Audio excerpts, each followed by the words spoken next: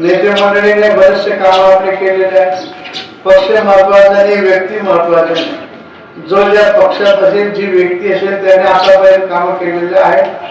आता नेवासा ते भैरवाडी रस्ता कुठं जाणं कुठलं काही समजा अजून काही होय ना. आता ज्यांच्या श्री कारभार आहे त्यांना आपण सांगतो रस्ता चांगला झाला पाहिजे. रस्ता करताना जे जे काही आपले शेतकरी मागच्या वेळेस आम्ही बोललो, शेतकरी बांधव असेल त्यांनी कोणी आडवाआडवी करू नका. आमचे अण्णा खूप चांगलं काम करतात. आपल्या जिल्ह्याचं वैभव आहे. पाणी आडवा पाणी जेवा, आणि आपणही चांगलंच करतो म्हणा. चांगले काम आडवा काम करणाऱ्याची जेवा, असं काही करू नका. अण्णाने एवढं काम केलं, जाऊ द्या तुमचं जाईल ना काय. 1 फूटवर जमीन जाईल, 2 फूट जाईल. तुम्हाला 100 फूट भैरवनाथ दिल्याशिवाय राहणार. रस्ता महत्वाचा, रस्ता चांगला झाला पाहिजे. कधी कधी रस्त्यावर बऱ्याच ठिकाणी दोन्ही कोण असतात, इकडे पाणी तिकडे पाणी, मधून पाणी एकमेकाला भेटते आणि रस्ता खाली जातो.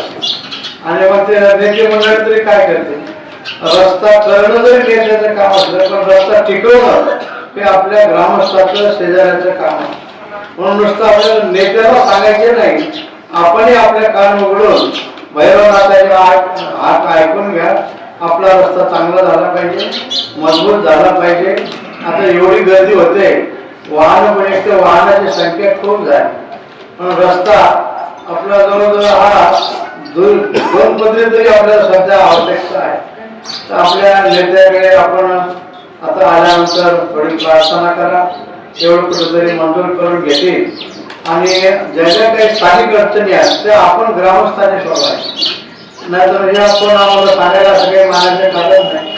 प्रत्येकाने लक्षात घेतलं पाहिजे की आमच्या भैरवनाथाचा रस्ता होऊन राहिला.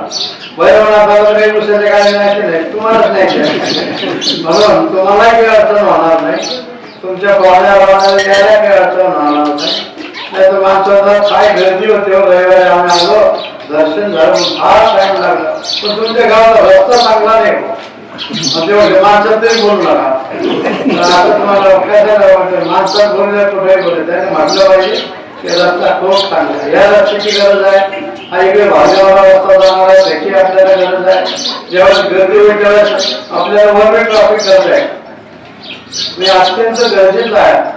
आता भक्तांची संख्या वाढून राहिली, म्हणून रस्ता लवकरात भैरवनाथाला सांगू की आपण आता प्रेरणा द्या आमच्या नेते मंडळीला, आणि त्यांच्याकडून लवकरात लवकर हा रस्ता करून घ्या. फक्त आता आपण त्यांच्या पाठीमागे राहून फक्त आपले हात त्यांच्या कानाकडून द्यायचे आहे.